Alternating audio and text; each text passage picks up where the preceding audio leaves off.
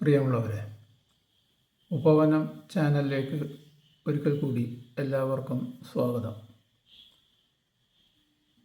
ഇന്ന് ഒരു തിരഞ്ഞെടുപ്പ് വിഷയമാണ് സംസാരിക്കാൻ ഉദ്ദേശിക്കുന്നത്. നിലമ്പൂർ ഉപതെരഞ്ഞെടുപ്പിൽ അതിൻ്റെ പ്രചരണം ഏറ്റവും കൂടുതൽ ശക്തിയോടുകൂടി നടന്നുകൊണ്ടിരിക്കുന്ന ഒരു സമയമാണല്ലോ. അവിടെ സ്ഥാനാർത്ഥികളുടെ പ്രചരണാർത്ഥം സ്ഥാനാർത്ഥികൾക്ക് വോട്ട് ചോദിച്ചുകൊണ്ട് പല പ്രമുഖരും സ്ഥാനാർത്ഥികളുടെ പ്രചരണ വേദികളിൽ എത്തിച്ചേരുന്നുണ്ട്. അതിൽ പല രീതിയിൽ അഭിപ്രായ വ്യത്യാസങ്ങൾ ഉയർന്നു വന്നുകൊണ്ടിരിക്കുകയാണ്. കേരളത്തിൽ ഇതുവരെ ഇല്ലാത്ത വിധം തെരഞ്ഞെടുപ്പ് പ്രചരണത്തിന് പങ്കെടുക്കുന്നവരെ വ്യക്തിപരമായി അവഹേളിക്കുന്ന ചില പ്രവണതകൾ കേരളത്തിൽ കണ്ടു തുടങ്ങുന്നു. അത് ഒരു തരത്തിൽ സാംസ്കാരികമായ ജീർണതയുടെ ഒരു ലക്ഷണമാണ്. കേരളം പോലെ പ്രബുദ്ധമെന്ന് നമ്മൾ അവകാശപ്പെടുന്ന ഒരു സ്ഥലത്ത് ഒരു ഉപതെരഞ്ഞെടുപ്പിൽ ഒരു നിയമസഭാ നിയോജക മണ്ഡലത്തിൽ മത്സരിക്കുന്ന സ്ഥാനാർത്ഥിക്ക് വേണ്ടി വോട്ട് പിടിക്കാൻ വന്നെത്തിയവരെക്കുറിച്ച് എതിർപക്ഷത്തിരിക്കുന്നവർ വളരെ മോശപ്പെട്ട രീതിയിൽ പരാമർശിച്ചു കാണുന്നു.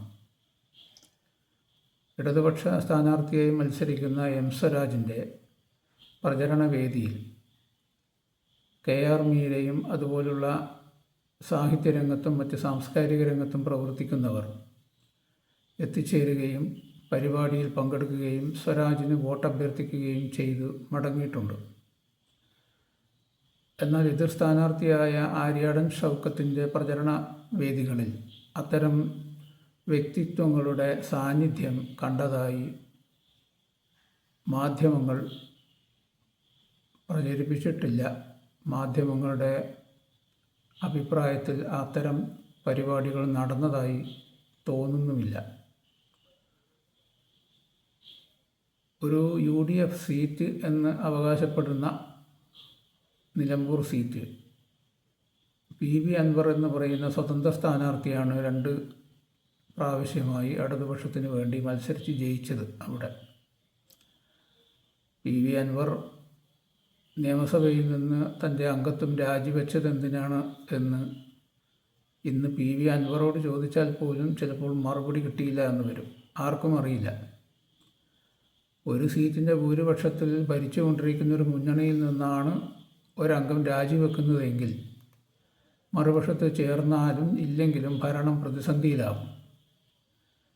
അത്തരം സാഹചര്യങ്ങളൊന്നും ഇല്ലാത്ത ഇന്നത്തെ നിയമസഭയിൽ ഒരാൾ രാജിവെച്ച് ഒരു കാരണവും പറയാതെ രാജിവെക്കുകയും രാജിവെച്ചതിന് ശേഷം ഭരണപക്ഷത്തുള്ള നേതാക്കന്മാരെ അവഹേളിച്ച് പ്രചരണങ്ങളും പ്രസ്താവനകളും നടത്തുന്നതും ഒക്കെയാണ് കണ്ടത്. അതാണ് ഈ ഉപതെരഞ്ഞെടുപ്പിൻ്റെ മൂലകാരണം. അപ്പോൾ ആ തെരഞ്ഞെടുപ്പിൽ ഇടതുപക്ഷം നിർത്തിയ സ്ഥാനാർത്ഥിയെ മറ്റ് സ്ഥാനാർത്ഥികളെ നിർത്തിയ ആളുകൾ ഭയപ്പെടുന്നുണ്ട് എന്നതാണ് പൊതുവായി കണ്ടുവരുന്ന ഒരു പ്രവണത. UDF നിർത്തിയ സ്ഥാനാർത്ഥി മോശക്കാരനായതുകൊണ്ടല്ല, പക്ഷേ LDF നിർത്തിയ സ്ഥാനാർത്ഥി ജയിക്കാൻ സാധ്യതയുള്ള അല്ലെങ്കിൽ ഏത് തോൽക്കുന്ന മണ്ഡലത്തിലും ജയം പിടിച്ചു വാങ്ങാൻ സാധ്യതയുള്ള ഒരാളാണ് എന്നോ മറ്റോ ഭയപ്പെട്ടിട്ടാണ് ഇത്തരം വളരെ മോശപ്പെട്ട രീതിയിൽ കേരളത്തിന് ഒരിക്കലും അംഗീകരിക്കാൻ പറ്റാത്ത രീതിയിലുള്ള പ്രതികരണങ്ങൾ UDF നേതാക്കളുടെ ഭാഗത്തു നിന്ന് ഉയർന്നു വരുന്നത്. നിലമ്പൂരിലെത്തിയ ആൾക്കാരിൽ KR മീര മാത്രമല്ല, അല്ലെങ്കിൽ സാംസ്കാരിക രംഗത്തും സാഹിത്യരംഗത്തും ഉള്ള ആളുകൾ മാത്രമല്ല, അവിടെ കൂടിയ ഒരു കൂട്ടത്തിൽ സ്വരാജിൻ്റെ കൂടെ കോളേജിൽ KSU പ്രവർത്തകന്മാരായി KSUവിൻ്റെ പ്രവർത്തകരായി പ്രവർത്തിച്ചിരുന്ന ആളുകൾ ഇന്ന് 10-20 വർഷത്തിന് ശേഷം 10-30 വർഷത്തിന് ശേഷം അവരെല്ലാവരും ഒത്തുകൂടുകയാണ്. ഈ തെരഞ്ഞെടുപ്പ് അതിനൊരു വേദിയായി മാറുകയാണ്. അന്ന് SFI നേതാവായിരുന്ന സ്വരാജിനെതിരായി മത്സരിക്കുകയും പ്രവർത്തിക്കുകയും ചെയ്ത ആളുകളാണ് ഇന്ന് ഈ പ്രചരണ വേദികളിൽ വന്ന് സ്വരാജിൻ്റെ വ്യക്തിത്വത്തെക്കുറിച്ചും രാഷ്ട്രീയ ബോധ്യങ്ങളെക്കുറിച്ചുമൊക്കെ പ്രശംസിച്ച് സംസാരിക്കുന്നത്. ആ ആളുകളെ CPMൻ്റെ നേതാക്കന്മാർ ക്ഷണിച്ചതുകൊണ്ട് വന്നെത്തിയവരാണ് എന്ന് കേരളത്തിലെ ആരും വിശ്വസിക്കില്ല. അവർ നമ്മുടെ സഹപാഠി നമ്മുടെ നാട്ടിൽ വന്ന് മത്സരിക്കുന്നു എന്നുള്ള പ്രത്യേകതയും പിന്നെ കേരളത്തിൽ ഇന്ന് സ്വരാജിന് കിട്ടുന്ന സ്വീകാര്യതയും കണക്കിലെടുത്തുകൊണ്ടാണ് അവർ ആ വേദിയിലെത്തുന്നതും സ്വരാജിന് വേണ്ടി വോട്ട് അഭ്യർത്ഥിക്കുന്നതും. ഇത് പാടില്ല എന്ന് പറയുക കേരളത്തിൽ ആർക്കാണ് സാധിക്കുക? ആ ഒരു തലത്തിൽ മാത്രം ചിന്തിച്ചാൽ കേരളത്തിലെ UDF എന്ന് പറയുന്ന ഒരു സംവിധാനം എത്ര അപമാനവൽക്കരിക്കപ്പെട്ടിരിക്കുന്നു, അല്ലെങ്കിൽ എത്ര കണ്ട് അപമതിക്കപ്പെട്ടിരിക്കുന്നു എന്ന് മനസ്സിലാക്കാവുന്നതേ ഉള്ളൂ. ഒരിക്കലും ഈ പ്രതിപക്ഷ നേതാവ് VD സതീശനൊന്നും ആ KR മീരയെക്കുറിച്ചോ മറ്റുള്ള ആരെക്കുറിച്ചാലും ആ പറഞ്ഞ രീതിയിൽ അദ്ദേഹത്തിൻ്റെ പ്രസ്താവനയിൽ കണ്ട രീതിയിൽ ഇതൊരു ദാസ്യപ്പണിയാണ്, എന്തെങ്കിലും ആനുകൂല്യങ്ങൾ കിട്ടും, അത് പിടിച്ചു വാങ്ങാൻ വേണ്ടിയാണ് ഈ തെരഞ്ഞെടുപ്പിൽ വന്ന് ഇടതുപക്ഷത്തിന് വേണ്ടി വോട്ട് ചോദിക്കുന്നത് എന്നൊക്കെ പറഞ്ഞാൽ ഇതൊരു ഉപതെരഞ്ഞെടുപ്പ് മാത്രമാണ്. ഭരണത്തെ യാതൊരു രീതിയിലും ബാധിക്കാത്ത ഒരു തെരഞ്ഞെടുപ്പാണ്. ഒരു നിയമസഭാ തെരഞ്ഞെടുപ്പ് മൊത്തത്തിൽ നടക്കുമ്പോൾ 2026 പങ്കെടുക്കുന്ന ആളുകൾക്ക് ചിലപ്പോൾ ചില ഉദ്ദേശ ലക്ഷ്യങ്ങളൊക്കെ കണ്ടെന്ന് വരാം. അങ്ങനെ ഉണ്ടെങ്കിൽ തന്നെ UDFൻ്റെ നേതാക്കന്മാർക്ക് അതിന് ചൊറിയേണ്ട ഒരു പ്രശ്നമില്ലല്ലോ. UDFൻ്റെ നേതാക്കന്മാരും അത്തരം സാംസ്കാരിക പ്രവർത്തകന്മാരെ ഇറക്കണം. സംസ്കാരം ഇല്ലാത്തവരായതുകൊണ്ടായിരിക്കാം സാംസ്കാരിക പ്രവർത്തകർ ആ മുന്നണിയുടെ പ്രചരണത്തിനായി എത്തിച്ചേരാത്തത് എന്ന് കേരളം മനസ്സിലാക്കുന്നുണ്ട് കുറച്ചു കാലമായിട്ട്. അപ്പോൾ എഴുത്തുകാരും മറ്റ് സാംസ്കാരിക പ്രവർത്തകരുമൊക്കെ എപ്പോഴും ഇടതുപക്ഷത്തോട് ചേർന്നാണ് നിൽക്കാറ്. പൊതുവെ അവരങ്ങനെ വെട്ടിത്തുറന്ന് പറയാനും പ്രചരിപ്പിക്കാനും പ്രവർത്തിക്കാനും ഇറങ്ങുന്നില്ല എന്നേ ഉള്ളൂ. കാരണം അവരുടെ പണി അതല്ല. അവരുടെ പണി വേറെ മേഖലയിൽ അവരുടെ സർഗാത്മക പ്രവൃത്തികളിൽ ഏർപ്പെടലാണ്. പക്ഷേ അത്തരം ആളുകൾക്ക് തങ്ങളുടെ അഭിപ്രായം തുറന്ന് പറഞ്ഞുകൂടാ എന്ന് പറയുന്നത് എത്ര അപമാനകരമാണ് കേരളത്തിന്.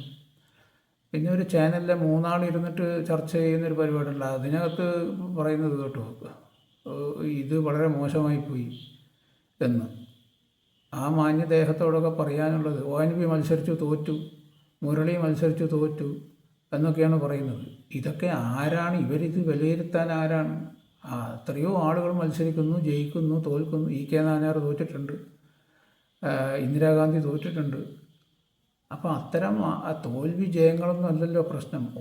അവരവർ മുന്നോട്ട് വെക്കുന്ന അവരവരുടെ പ്രത്യയശാസ്ത്രപരവും അവരുടെ ആർജിത സംസ്കാരവും അവരെ നയിക്കുന്ന പാതകൾ ആണല്ലോ അവരെ കൊണ്ട് ഇതൊക്കെ ഇങ്ങനെയൊക്കെയുള്ള പ്രവൃത്തികളിലും പ്രചരണങ്ങളിലും പ്രസ്താവനകളിലും കൊണ്ടുചെന്നെത്തിക്കുന്നത്. അതാർക്കെങ്കിലും നിഷേധിക്കാൻ പറ്റുമോ? മറ്റുള്ള ആരെങ്കിലും നിഷേധിച്ചത് കൊണ്ട് കാര്യമുണ്ടോ? ഈ സാറ ജോസഫ് എന്ന് പറയുന്ന എഴുത്തുകാരി ഇപ്പോൾ KR മീരയെക്കുറിച്ച് പറഞ്ഞത് വളരെ മോശം. ഈ മറ്റ് രാഷ്ട്രീയക്കാർ പറയട്ടെ, കുഴപ്പമില്ല. VD സതീശനൊക്കെ അതാണ് ജോലി എന്ന് വിചാരിക്കാം. നിയമസഭയിൽ പ്രതിപക്ഷ നേതാവാണ്, UDFൻ്റെ നേതാവാണ്.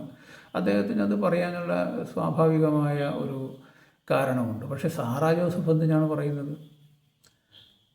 PF മാത്യൂസിനെ നമ്മൾ കണക്കിലെടുക്കുന്നില്ല. കാരണം അദ്ദേഹം വലിയൊരു സാഹിത്യകാരനാണെന്നും എല്ലാവരും അങ്ങനെ മനസ്സിലാക്കുന്നൊന്നുമില്ല. കേരള സാഹിത്യരംഗത്ത് മലയാള സാഹിത്യരംഗത്ത് എന്തെങ്കിലും രീതിയിലുള്ള ഒരു ചലനം ഉണ്ടാക്കിയ ആളാണ് എന്നെനിക്ക് തോന്നുന്നില്ല. പക്ഷെ സാറ ജോസഫ് അങ്ങനെയല്ല. കുറച്ച് നല്ല കൃതികൾ എഴുതിയ ആളാണ്. നന്നായി ആ രംഗത്ത് പ്രശോഭിക്കുന്ന ഒരു വ്യക്തി കൂടിയാണ്. അവരൊക്കെ KR മീര സ്വന്തം കൂട്ടത്തിൽപ്പെടുന്ന എന്ന് പറഞ്ഞ ഒരു ജൂനിയർ എഴുത്തുകാരിയാണെന്ന് പറയാം. അത്ര സീനിയോറിറ്റി ഇല്ല KR മീരക്ക്. സാറ ജോസഫിനെ അപേക്ഷിച്ച് സീനിയോറിറ്റി കുറവാണ്. പിന്നീട് വന്ന എഴുത്തുകാരാണ്. അവരൊക്കെ നല്ല കൃതികൾ എഴുതി കേരളത്തിലെ വായനക്കാരെ വളരെയധികം സ്വാധീനിച്ച വ്യക്തികളല്ലേ. അപ്പോൾ സാറ ജോസഫ് എന്ന് ഒരിക്കലും അങ്ങനെ പറയാൻ പാടില്ല. കാരണം സാറ ജോസഫ് ഒരു പാർട്ടിയിൽ തന്നെ അംഗമാണ്. AAP എന്ന ഒരു പാർട്ടിയിൽ അംഗമാണ്. മീരയൊന്നും പാർട്ടിയിൽ അംഗമല്ല. AAP എന്ന് പറയുന്നത് ചായക്കടയിൽ ഉരുത്തിരിഞ്ഞൊരു പാർട്ടിയാണ്. അതിന് വേറെ അടിസ്ഥാനമൊന്നുമില്ല. ഡൽഹി ഭരിക്കുന്നു, പഞ്ചാബിൽ അതിൻ്റെ സ്വാധീനം ഉണ്ടാക്കുന്നു എന്നൊക്കെ പറയുന്നത് കൊണ്ടൊന്നും ഒരു രാഷ്ട്രീയ പാർട്ടിയായി അത് മാറില്ല. രാഷ്ട്രീയ പാർട്ടിയായി മാറണമെങ്കിൽ ധാരാളം മറ്റ് ഘടകങ്ങൾ ഒത്തുചേരേണ്ടതുണ്ട്. യാതൊരു അടിസ്ഥാനവും ഇല്ലാത്തൊരു പാർട്ടിയാണ്. അതുകൊണ്ടാണ് അത് തകർന്നു പോകുന്നത്, നിലനിൽക്കില്ല. അത്തരം ഒരു പാർട്ടിയുടെ അംഗമായി കേരളത്തിൽ നിന്ന്. കാരണം ബാക്കിയുള്ള പാർട്ടികളെല്ലാം ശുദ്ധ അസംബന്ധമാണ് എന്ന് മനസ്സിലാക്കിയ ധാർഷ്ട്യത്തിൽ നിന്നാണ് AAPയിൽ അംഗമാകുന്നത്. സാറാ ജോസഫ് മാത്രമല്ല, ഇങ്ങ് ധർമ്മടത്ത് താമസിക്കുന്ന N. പ്രഭാകരൻ എന്ന് പറയുന്ന എൻ്റെ ഗുരുനാഥനും ഈ AAPയിൽ അംഗത്വം എടുത്തിരുന്നു. ഇന്നത്തെ നിലനിൽക്കുന്നില്ല എന്നാണ് ഞാൻ വിചാരിക്കുന്നത്. അദ്ദേഹത്തിന് തിരിച്ചറിവ് കിട്ടിയിട്ടുണ്ടാകാം. പക്ഷെ സാറാ ജോസഫൊക്കെ അതിൽ നിൽക്കുന്ന ആളാണ്. തൃശ്ശൂരിൽ മത്സരിച്ച ആളാണ്. AAP എന്ന് പറയുന്ന പാർട്ടിയുടെ കേന്ദ്ര നേതൃത്വത്തിൽ നിന്ന് അല്ലെ ഡൽഹിയിൽ എന്തെങ്കിലും പ്രത്യേക സ്ഥാനമാനങ്ങൾ ലഭിക്കും എന്നുള്ള ഉറപ്പിന്മേലാണോ കേരളത്തിൽ സാറാ ജോസഫ് തൃശ്ശൂർ ജില്ലയിൽ AAPക്ക് വേണ്ടി മത്സരിച്ചത്? KR മീര മത്സരിച്ചിട്ടില്ലല്ലോ, ബെന്യാമിൻ മത്സരിച്ചിട്ടില്ലല്ലോ. കൊള്ളാവുന്നൊരു സ്ഥാനാർത്ഥിയാണെന്ന് അവർക്ക് തോന്നിയ ഒരാൾക്ക് വേണ്ടി വോട്ട് ചോദിച്ചു. അത് തെറ്റാണ്. ഇപ്പോൾ എം സ്വരാജിനെ പറ്റി നിങ്ങൾക്ക് എന്താണ് എതിരഭിപ്രായം? CPMകാരനായിപ്പോയി എന്നുള്ള ഒരു കാര്യം ഒഴിച്ചു നിർത്തിയാൽ എം സ്വരാജിനെ പറ്റി ഏതെങ്കിലും ഒരു രാഷ്ട്രീയ പാർട്ടിയിൽപ്പെട്ട ആളുകൾക്ക് എന്തെങ്കിലും രീതിയിലൊരു മോശം അഭിപ്രായം പറയാൻ പറ്റുമോ? അദ്ദേഹം നിയമസഭയിലോ അല്ലെങ്കിൽ പുറത്തോ ചാനലുകളെ ചർച്ചയിലോ വെച്ച് ആരെയെങ്കിലും അദ്ദേഹത്തെ മറ്റുള്ളവർ ആക്ഷേപിച്ച ഭാഷയിൽ സ്വരാജ് ഒരിക്കലും സംസാരിച്ചിട്ടില്ല. ഇപ്പോൾ അഡ്വക്കേറ്റ് A. ജയശങ്കറൊക്കെ എത്ര വൃത്തികെട്ട രീതിയിൽ അയാളെ എം സ്വരാജിനെ വളരെ മോശപ്പെട്ട രീതിയിൽ പരാമർശിച്ച് പ്രസ്താവനകൾ ഇറക്കിയിട്ടുണ്ട്. അദ്ദേഹത്തിന് ചാനലിൽ സംസാരിക്കാറുണ്ട്. അദ്ദേഹത്തിന് പിന്നെ ബോധമില്ല. കാരണം എല്ലാവരും അയാൾക്ക് കളിയാക്കാനുള്ള ആളുകളാണ്. കേരളം ഭരിക്കുന്ന മുഖ്യമന്ത്രിയും മറ്റുള്ള ആളുകളൊക്കെ കളിയാക്കപ്പെടാനുള്ള ആളുകളാണ് എന്ന് ധരിച്ചുകൊണ്ട് ഒരു വല്ലാത്ത ഭ്രാന്തമായ ഒരു വിഭ്രാന്തിയിൽ നിന്നുകൊണ്ട് സംസാരിക്കുന്ന ആളാണ് എന്നാണ് എനിക്ക് തോന്നിയിട്ടുള്ളത് ജയശങ്കർ. പക്ഷേ ജയശങ്കർ ഒരിക്കൽ പറയുകയുണ്ടായി, അല്ലെങ്കിൽ സ്ഥായിയായ അദ്ദേഹത്തിൻ്റെ ഒരു ഉറപ്പ് എന്ന് പറയുന്നത് ഇടതുപക്ഷ ഭരണമാണ് ചീത്തയിൽ മേത്തരം എന്ന് തന്നെയാണ്. അദ്ദേഹം തുറന്നു പറഞ്ഞിട്ടുണ്ട്. പക്ഷേ എല്ലാവരെയും കളിയാക്കിക്കൊണ്ട് കേരളത്തിൽ ഭരിക്കുന്ന ആളും പ്രതിപക്ഷത്തിരിക്കുന്ന ആളും ഒന്നിനും കൊള്ളാത്തവരാണ് എന്ന് പറഞ്ഞുകൊണ്ടേയിരിക്കുകയാണ്. എന്നാൽ അദ്ദേഹം ഏതെങ്കിലും ഒരു ചുമതല ഏറ്റെടുത്ത് പ്രവർത്തിച്ച് കാണിക്കുകയാണ് വേണ്ടത്. അത് ചെയ്യുന്നില്ലല്ലോ. അതിനുള്ള ചങ്കൂറ്റം, അതിന് കുറച്ച് ആർജവം വേണം. ഒരു സംഘടനയിൽ ചേർന്ന് പ്രവർത്തിക്കുക, അതിൻ്റെ ഉന്നതിയിലേക്ക് എത്തിക്കുക, അതിനുവേണ്ടി തൻ്റെ ബുദ്ധിയും കഴിവും സമയവും ഉപയോഗപ്പെടുത്തുക എന്നൊക്കെ പറയുന്നത് എല്ലാവർക്കും കഴിയുന്ന കാര്യമല്ല. ജയശങ്കറിനത് കഴിയില്ല. അതുകൊണ്ട് ജയശങ്കർ പ്രവർത്തിക്കുന്ന ആളുകളൊക്കെ കളിയാക്കും. അത് സ്വാഭാവികമായിട്ട് നടക്കുന്ന ഒരു പ്രക്രിയയാണ്. അദ്ദേഹത്തിൻ്റെ ഒരു കൃഷിയാണ് എന്ന് വേണമെങ്കിൽ പറയാം. വ്യാവസായിക അടിസ്ഥാനത്തിൽ നടത്തുന്ന അദ്ദേഹത്തിൻ്റെ ഒരു കൃഷിയാണ് അദ്ദേഹത്തിൻ്റെ ചാനൽ ചർച്ചകളും അതുപോലെ സ്വന്തം യൂട്യൂബ് ചാനലും എന്ന് നമ്മളെപ്പോലുള്ള പ്രേക്ഷകർ മനസ്സിലാക്കുന്നുണ്ട്. പക്ഷേ അതുപോലെയല്ലല്ലോ സാറാ ജോസഫ്. സാറാ ജോസഫ് മുമ്പ് 10-35 കൊല്ലം മുമ്പ് ഒരു പരിപാടി, 30 വർഷത്തിന് മുമ്പ് ഒരു പരിപാടി തലശ്ശേരിയിൽ പങ്കെടുത്തിരുന്നു. ആകാശവാണി കണ്ണൂർ FM നിലയം സ്ഥാപിതമായതിൻ്റെ അതേ വർഷം ആകാശവാണിയുടെ നേതൃത്വത്തിൽ ആഭിമുഖ്യത്തിൽ ഒരു പരിപാടി, സെമിനാർ നടക്കുകയുണ്ടായി. അത് പേര് സ്ത്രീ എന്നായിരുന്നു. ആ സെമിനാറിൻ്റെ വിഷയം സ്ത്രീ ആയിരുന്നു. അപ്പോൾ അതിൽ പങ്കെടുത്തത് ചന്ദ്രമതി, എഴുത്തുകാരി ചന്ദ്രമതിയും സാറാ ജോസഫുമാണ് പ്രധാനപ്പെട്ട 2 പേര്. ബാക്കി ആരൊക്കെ പങ്കെടുത്തിരുന്നു ഞാൻ ഓർക്കുന്നില്ല. 30 വർഷം മുമ്പ് കേട്ടതാണ്. തലശ്ശേരി ബാങ്ക് ഓഡിറ്റോറിയത്തിലായിരുന്നു അതിൻ്റെ പരിപാടി വെന്യൂ. അവിടെ ഞാൻ ചെന്ന് നോക്കുമ്പോൾ സ്ത്രീകൾ മാത്രമേ ഉള്ളൂ, പുരുഷന്മാർ വളരെ കുറവാണ്. എങ്കിലും ആ പരിപാടി കേൾക്കണം എന്നുള്ള ഉദ്ദേശത്തോടെ ഞാനവിടെ സദസ്സിൽ ഇരുന്ന് പരിപാടികൾ മുഴുവൻ കേട്ടു. അതിൽ ചന്ദ്രമതിയും സാറാ ജോസഫും പറഞ്ഞതിൻ്റെ ഒരു വലിയ അപകടം, അവരന്ന് സ്ത്രീകളെ ആഹ്വാനം ചെയ്തത് വിജാതീയ ശിശുക്കളെ പ്രസവിക്കാനാണ്. അതായത് നിങ്ങളുടെ ജാതിയിൽപ്പെട്ടതും നിങ്ങളുടെ ജാതിയിൽപ്പെടാത്തതുമായ പുരുഷന്മാരുമായി ബന്ധപ്പെട്ടുകൊണ്ട് നിങ്ങൾ വിജാതീയ ശിശുക്കളെ പ്രസവിക്കുക. അപ്പോൾ ഈ ജാതി തൊട്ടുകൂടായ്മ അല്ലെങ്കിൽ അത്തരം വിഭാഗീയതയ്ക്ക് ഒരറുതി വരും. സ്ത്രീകളുടെ വലിയൊരു കടമയേറ്റത് ഏറ്റെടുക്കണം എന്നാണ് പറഞ്ഞത്. അപ്പോൾ സാറാ ജോസഫിൻ്റെ ഒരു കുട്ടിയും മകളുണ്ടായിരുന്നെങ്കിൽ അവരെ ആദ്യം ഒരു ക്രിസ്ത്യാനിനെ കൊണ്ട് കല്യാണം കഴിപ്പിച്ചു. അല്ലെ കല്യാണം കഴിയാതെ തന്നെ ബന്ധപ്പെട്ടൊരു കുഞ്ഞിനെ പ്രസവിക്കുക. അത് കഴിഞ്ഞ് ഹിന്ദു മതത്തിൽപ്പെട്ട ഒരാളുമായിട്ട് ബന്ധപ്പെട്ട് ഒരു കുഞ്ഞിനെ പ്രസവിക്കുക. പിന്നെ ഇസ്ലാം മതത്തിൽ ബന്ധപ്പെട്ട ഒരു ആളുമായി ഒരു കുഞ്ഞിനെ പ്രസവിക്കുക. അങ്ങനെ ഹിന്ദു മതത്തിൽ തന്നെയുള്ള വിവിധ ജാതികളിൽപ്പെട്ട പുരുഷന്മാരുമായി ഇടപഴകാൻ അനുവാദം കൊടുത്ത് അങ്ങനെ ഓരോ ജാതിയിൽപ്പെട്ട കുഞ്ഞുങ്ങളെ പ്രസവിക്കുക. അങ്ങനെ വലിയ ഒരു ഒരു ഒരു ദൗത്യം. അവർക്ക് മകളുണ്ടായിരുന്നെങ്കിൽ മകളെ ഏൽപ്പിക്കുമോ എന്ന ചോദ്യം എൻ്റെ മനസ്സിൽ അന്നുണ്ടായിരുന്നു. പക്ഷേ ഞാനത് ചോദിച്ചില്ല.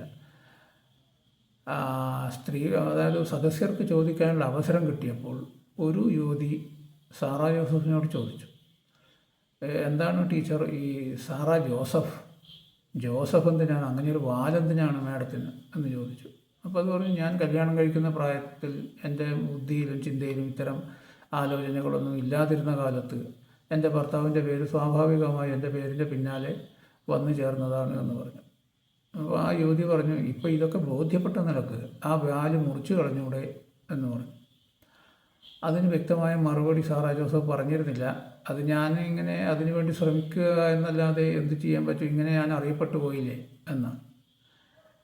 അപ്പോൾ അതൊക്കെ ആ പരിപാടിയിൽ പങ്കെടുത്ത് പോന്നപ്പോൾ എനിക്ക് തോന്നിയത്, ഇവരൊക്കെ നിരന്തരം പെൺകുട്ടികളെ വഴിതെറ്റിക്കുന്ന ആളുകളായി മാറുകയാണ് ചെയ്യുക. ഇപ്പം നമുക്കറിയാം, നമ്മുടെ നാട്ടിൽ ഏറ്റവും കൂടുതൽ അബോർഷൻ നടന്നുകൊണ്ടിരിക്കുന്ന ഒരു കാലമാണ്. സാറാ ജോസഫ് പറഞ്ഞ ഒരു തലത്തിലേക്ക്, അത്രയും രൂക്ഷമല്ലെങ്കിലും അത്തരം ഒരു തലത്തിലേക്ക് നമ്മുടെ പെൺകുട്ടികൾ എത്തിച്ചേരുന്നില്ലേ എന്നുള്ളൊരു സംശയമുണ്ട്. അത് ശരിയാണോ തെറ്റാണോ എന്നുള്ളതല്ല, പക്ഷേ അതിൽ ഉൾക്കൊള്ളേണ്ട ഒരു കാര്യം, അവർ വീട്ടിലെത്തിക്കഴിഞ്ഞാൽ നല്ല കുടുംബിനിയും നല്ല അമ്മയും നല്ല ഭാര്യയും നല്ല വല്യമ്മയൊക്കെയാണ്. മൈക്കിന് മുമ്പിലെത്തുമ്പോൾ മാത്രമേ ഉള്ളൂ ഈ പ്രചണ്ഡ താളത്തോടു കൂടിയുള്ള ഈ താണ്ഡവം. അപ്പോൾ കേരളത്തിൻ്റെ പൊതു മാനദണ്ഡം വെച്ചുകൊണ്ട് സ്ത്രീയും പുരുഷനും എങ്ങനെയാണ് ജീവിക്കേണ്ടതെന്നൊക്കെ കേരളത്തിലെ സ്ത്രീകൾക്കും പുരുഷന്മാർക്കും അറിയാം. ഇവിടെ എന്തൊക്കെ കോലാഹലങ്ങൾ അതിൻ്റെ പേരിൽ നടക്കുന്നു, പല പ്രയോജനമുണ്ടോ. കേസുകൾ ഇഷ്ടം പോലെയുണ്ട്, പല കുടുംബ ബന്ധങ്ങളും അതുകൊണ്ട് താറുമാറായി പോകുന്നുണ്ട് എന്നല്ലാതെ മറ്റ് മെച്ചങ്ങളൊന്നും കേരളത്തിനുണ്ടായി എന്ന് പൊതുവീക്ഷണത്തിൽ മനസ്സിലാക്കാൻ കഴിഞ്ഞിട്ടില്ല ഇതുവരെ. ഞാൻ പറഞ്ഞു വന്നത് നിലമ്പൂരിലെ തിരഞ്ഞെടുപ്പിൻ്റെ പ്രചരണ രംഗത്ത് നടന്ന പ്രശ്നങ്ങളാണ്. അപ്പോൾ ഈ പറയുന്ന രീതിയിൽ സ്വരാജ് എന്ന് പറയുന്ന വ്യക്തിയെ മത്സരിച്ച് തോൽപ്പിക്കാൻ കഴിയില്ല, അല്ലെങ്കിൽ അദ്ദേഹത്തെ വ്യക്തിപരമായി ഏത് രീതിയിലായി രാഷ്ട്രീയമായും തോൽപ്പിക്കാൻ കഴിയില്ല. പിന്നെ എന്ത് വേണം, അദ്ദേഹത്തിന് വേണ്ടി വോട്ട് പിടിക്കുന്ന ആളെ ചെന്ന് ആക്രമിക്കുക എന്നുള്ള ഒരു കുൽസിത മാർഗമാണ് ഒരു പറ്റം ആളുകൾ സ്വീകരിച്ച് കാണുന്നത്. ചില മാളങ്ങളിൽ നിന്ന് ചില ആളുകൾക്ക് തലപൊക്കാൻ പറ്റിയ, ഇപ്പോൾ PF മാത്യൂസിനെ പോലെയൊക്കെയുള്ള ആളുകൾക്ക് മാളങ്ങളിൽ നിന്ന് തലപൊക്കാൻ കിട്ടിയ ഒരു അവസരമായിട്ട് മാത്രമേ ഇതിനെ കാണാൻ പറ്റുന്നുള്ളൂ. മറ്റ് പ്രയോജനങ്ങളൊന്നും ഇത്തരം പ്രചരണങ്ങൾ കൊണ്ട് കിട്ടുമെന്ന് ഞാൻ വിചാരിക്കുന്നില്ല. ഇലക്ഷനിൽ ആര് ജയിക്കും തോൽക്കും എന്നുള്ളത് വേറെ കാര്യം. ഇപ്പം സ്വരാജ് എന്ന് പറഞ്ഞ വ്യക്തിയെക്കുറിച്ച് എല്ലാവരും പറയുന്നതും നമ്മൾ അനുഭവിക്കുന്നതും ഒന്നാണ്.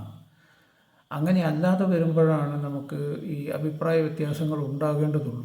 ഇപ്പോൾ സ്വരാജിനെ പറ്റി ഇവരൊക്കെ പറഞ്ഞത് ബോധ്യം, നല്ല നല്ല ബോധ്യങ്ങൾ, അവനവൻ്റെ ബോധ്യങ്ങൾ വളരെ ഉച്ചത്തിൽ വളരെ ദൃഢമായി സ്ഥിരതയോടുകൂടി വിളിച്ചു പറയാൻ കഴിയുന്ന ആളാണ് സ്വരാജ് എന്നാണ്. അത് എല്ലാവരും അംഗീകരിക്കുന്ന ഒരു കാര്യമല്ലേ, ആർക്കാണ് നിഷേധിക്കാൻ പറ്റുക? ഇപ്പോൾ തൃപ്പൂണിത്തുറയിൽ നിന്ന് ഒരു പ്രാവശ്യം ജയിച്ചു, സ്ഥിരം UDF മണ്ഡലമായിരുന്ന തൃപ്പൂണിത്തുറയിൽ നിന്ന് അദ്ദേഹം മത്സരിച്ച് ജയിക്കുന്നു, ചെറിയ വോട്ടിനാണ് ജയിച്ചത്. അടുത്ത പ്രാവശ്യം തോൽക്കുന്നതും ചെറിയ വോട്ടിനാണ്. അപ്പോൾ UDF സ്വാധീനമുള്ള ഒരു മണ്ഡലത്തിൽ നിന്ന് ജയിക്കാൻ അങ്ങനെ കഴിയും, തോൽക്കാനും അങ്ങനെ കഴിയും. അപ്പോൾ എങ്ങനെയാണ് തോറ്റത് എന്നുള്ള വിഷയം കേരളത്തിൽ എല്ലാവർക്കും അറിയാം. K. ബാബു എന്ന് പറയുന്ന എതിർ സ്ഥാനാർത്ഥി ഇന്ന് നിയമസഭയിലുള്ള MLA അന്ന് ഒരു മതത്തിൻ്റെ ചിഹ്നം ഉപയോഗിച്ചുകൊണ്ട് വോട്ട് പിടിച്ചിട്ടാണ് ജയിച്ചത് എന്നുള്ള ഒരഭിപ്രായം ഉണ്ടായിരുന്നു. ആ ഒരു പ്രക്രിയക്കെതിരെ സ്ഥാനാർത്ഥി എന്നുള്ള നിലയിൽ സ്വരാജിൻ്റെ അഭിഭാഷകൻ കൊടുത്ത കേസിൽ അതിൻ്റെ വിചാരണയൊക്കെ കഴിഞ്ഞു. അത് ബാബുവിന് അനുകൂലമായി വന്നു. പക്ഷേ എല്ലാവർക്കും അറിയാം എങ്ങനെയാണ് ബാബു എന്ന് പറയുന്ന കോൺഗ്രസ് പ്രവർത്തകൻ വോട്ട് പിടിച്ചത് എന്നുള്ളത്. പക്ഷേ നിങ്ങൾ ഏതെങ്കിലും ഇപ്പോൾ 4 വർഷമായി ഏതെങ്കിലും ചാനലിൽ എപ്പോഴെങ്കിലും ഏതെങ്കിലും പ്രസംഗവേദിയിൽ സ്വരാജ് ആ വിഷയം എടുത്ത് പറഞ്ഞതായിട്ട് നിങ്ങൾ ഓർക്കുന്നുണ്ടോ? ആരെങ്കിലും? ഒരു രാഷ്ട്രീയ പ്രവർത്തകൻ എന്നുള്ള നിലയിൽ ഏതെങ്കിലും ഒരു അവസരത്തിൽ, ഏതെങ്കിലും ഒരു ദുർബല നിമിഷത്തിൽ, ഏതെങ്കിലും ഒരു പത്രപ്രവർത്തന ചോദ്യത്തിന് മറുപടി പറയുന്ന ഒരു അവസരത്തിൽ ഈ തൃപ്പൂണിത്തുറ തെരഞ്ഞെടുപ്പും അതിനോടനുബന്ധിച്ചുള്ള സംഭവവികാസങ്ങളും എപ്പോഴെങ്കിലും സ്വരാജിൻ്റെ നാവിൽ നിന്ന് ആർക്കെങ്കിലും കേൾക്കാൻ പറ്റിയിട്ടുണ്ടോ? അങ്ങനെയൊരു കേസ് നടക്കുന്നതായി പോലും സ്വരാജ് പറയാറില്ല. ഈ കെ ബാബു എന്ന് പറയുന്ന എതിർ സ്ഥാനാർത്ഥിയുടെ വാക്ക്, ഒരു പേര് പോലും ഉച്ചരിക്കാറില്ല. ഒരു പ്രസംഗവേദിയിലും ആ പേരെടുത്ത് പറയാറില്ല. കാരണം അവിടെ ജയിച്ചിരിക്കുന്നത് ബാബു എന്ന് പറയുന്ന കോൺഗ്രസ് പ്രവർത്തകനാണ്. ജനങ്ങൾ വോട്ട് ചെയ്തിട്ടാണ് ജയിക്കുന്നത്. ജനങ്ങളെ തെറ്റിദ്ധരിപ്പിച്ചോ ജനങ്ങളെ കബളിപ്പിച്ചോ എന്നുള്ളതൊക്കെ വേറെ കാര്യം. അത് തെരഞ്ഞെടുപ്പിന് മുമ്പേ ഉള്ള കാര്യമാണ്. തെരഞ്ഞെടുപ്പ് കഴിഞ്ഞാൽ പിന്നെ ആര് ജയിക്കുന്നു അയാൾ MLA ആണ്. അത്ര മാന്യമായി എതിർ സ്ഥാനാർത്ഥിയെ അംഗീകരിച്ച് ആ മണ്ഡലത്തിൽ തോറ്റ സ്ഥാനാർത്ഥി എന്നുള്ള നിലയിൽ തുടർ പ്രവർത്തനങ്ങൾ നടത്തുന്ന ഒരാളാണ് സ്വരാജ്. നിങ്ങൾ ഏതെങ്കിലും ചാനലിൽ കേട്ടിട്ടുണ്ടോ? ചാനലിൽ വന്ന് സംസാരിക്കുന്ന എതിരാളികളോടോ അല്ലെങ്കിൽ മറ്റേതെങ്കിലും ആളെക്കുറിച്ചോ മോശമായ ഒരു ഭാഷയിൽ ഏതെങ്കിലും ഒരാളെ പരാമർശിക്കാറുണ്ടോ സ്വരാജ്? ഒരു കാലത്തും അതുണ്ടായിട്ടില്ല. ആരെങ്കിലും ഭയന്നുകൊണ്ടൊന്നും അല്ലാതെ. അത് ഒരാളുടെ ഒരു ബ്ലഡിൻ്റെ ഒരു പ്രത്യേകതയാണ്. ഒരാൾക്ക് അങ്ങനെയുള്ള സംസ്കാരമാണ് എന്നുണ്ടെങ്കിൽ അയാൾക്ക് അങ്ങനെ പെരുമാറാൻ കഴിയും. അതല്ലാതെ ഏറ്റവും മോശപ്പെട്ട രീതിയിൽ തന്നെ എതിർക്കാൻ വന്ന ചാനൽ പ്രതിനിധികളെയോ അല്ലെങ്കിൽ മറ്റേതെങ്കിലും രാഷ്ട്രീയ പ്രതിയോഗികളെയോ ഒന്നും മോശം വാക്കുകളിലൂടെ സ്വരാജ് പരാമർശിക്കാറേയില്ല. എത്രയോ അവസരങ്ങൾ അതിന് കിട്ടിയിട്ടുണ്ട്. ഇപ്പോൾ അഡ്വക്കേറ്റ് ജയശങ്കർ തന്നെ എന്തൊക്കെ പറഞ്ഞിട്ടുണ്ട് സ്വരാജിനെ കുറിച്ച്. സ്വരാജ് തിരിച്ചങ്ങനെ പറഞ്ഞിട്ടില്ലല്ലോ. അത് നമ്മൾ വീട്ടിൽ നിന്ന് കൊണ്ടുവരുന്നൊരു സംസ്കാരമാണ്.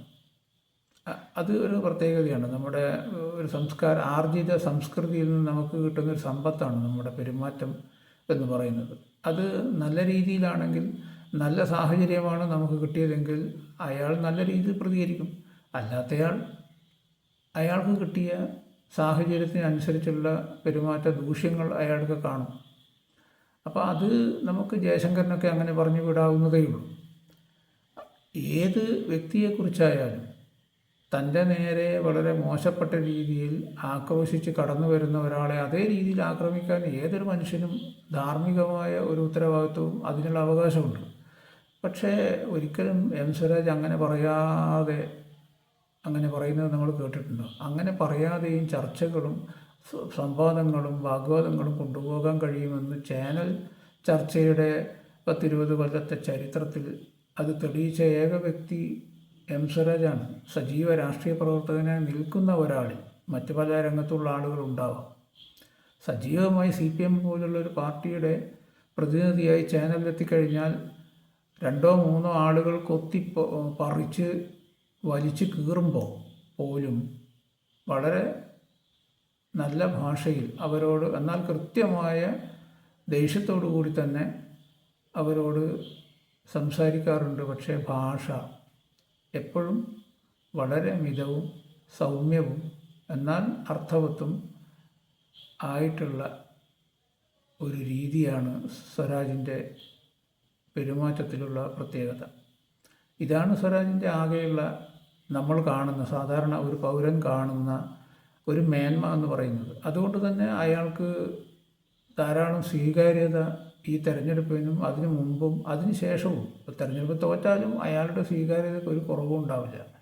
വോട്ടൊക്കെ ആളുകൾ വ്യക്തിപരമായി അവരുടെ ഇഷ്ടത്തിനനുസരിച്ച് ചെയ്യുന്ന ഒരു കാര്യമല്ലേ. അത് അവരുടെ ഇഷ്ടത്തിന് പോകട്ടെ, അവർ ചെയ്യട്ടെ, ആരായാലും ജയിക്കട്ടെ, ഒരാൾ ജയിക്കുമല്ലോ.